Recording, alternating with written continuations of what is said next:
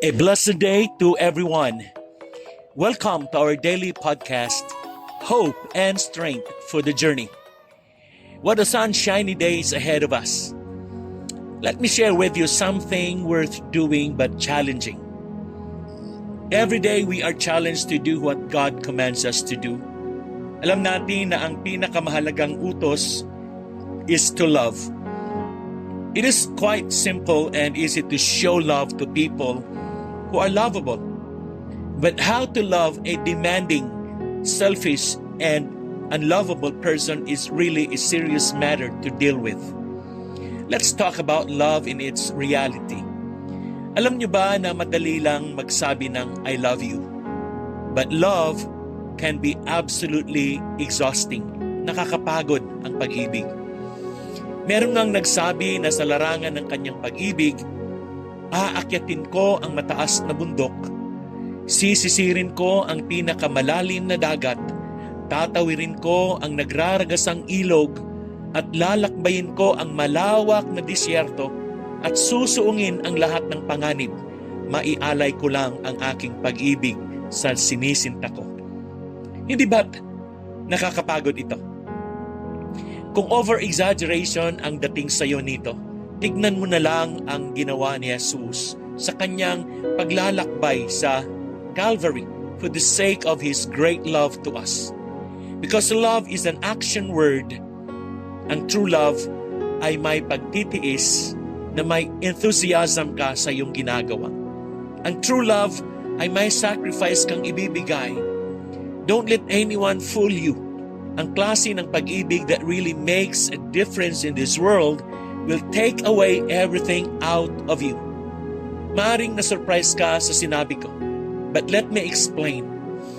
Kung minsan feeling mo ay wala ka ng karagdagang sakripisyong maibibigay dahil napapagod ka na. Halimbawa, maybe you are in a people-intensive job tulad ng pagiging teacher, salesman, or waitress. And after work, umuwi ka na at nag-isip at sabi mo sa mga nangyayari sa ating paligid at tiyak makikita natin ang mga nagkalat at dumaraming relasyong wasak at sira. Mga bumagsak at nabigong mga pangako ng pag-ibig dahil sa naubusan na sila ng supply ng love. They did not refuel their love.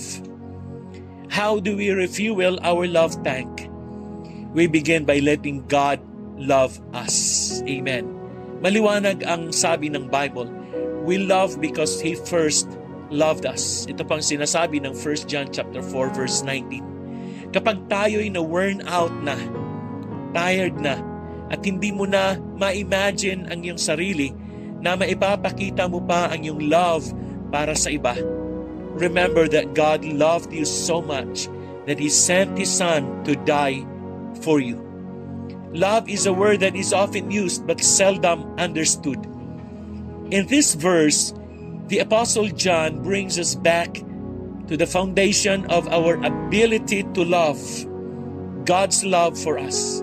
And today, we will explore the threefold aspect of love. Number one, the source of our love. We love because He first loved us. Love does not originate in our hearts. It originates in God's heart. He is the source of all true love. Before we ever knew Him, before we even existed, God's love was reaching out toward us. From the foundation of the world, God chose to love us. His love is not based on our performance or merit, but on His unchanging nature. Amen. And number two, the sacrifice of love. We love because He first loved us. The greatest demonstration of God's love was through His sacrifice. Love is not merely a feeling, it is an action, it is a choice, and often a sacrifice. Christ's sacrificial death on the cross is the ultimate expression of this love. Amen. And number three, the service of love. We love because He first loved us. Our response to God's love is to love others. Love is not only about receiving, but also about giving it away. It translates into action and service. And 1 John chapter 4 verse 11 tells us, "Dear friends, since God so loved us, we also ought to love one another." Love is not passive. It compels us to serve. It compels us to help and encourage others. Amen. Tignan natin si Jesus sa kanyang paglalakbay sa daan ng Calvary. Via Dolorosa.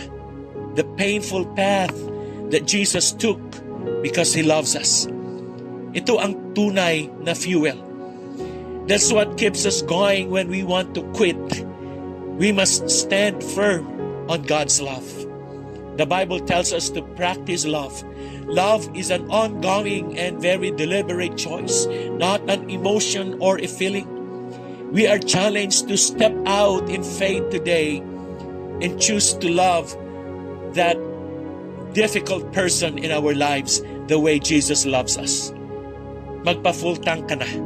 Mahalaga ito sa ating paglalakbay sa mundong ito. Remember, life is a journey. Amen. Let us pray. Dear loving God, we have to thank You for looking beyond our faults and for loving us unconditionally. Patawarin mo po kami kung kami bigo na maipakita ang tunay na pag-ibig tulad ng pag-ibig mo sa amin. Help us to refuel our love tank and give us an eye to see the needs of the difficult people in our lives.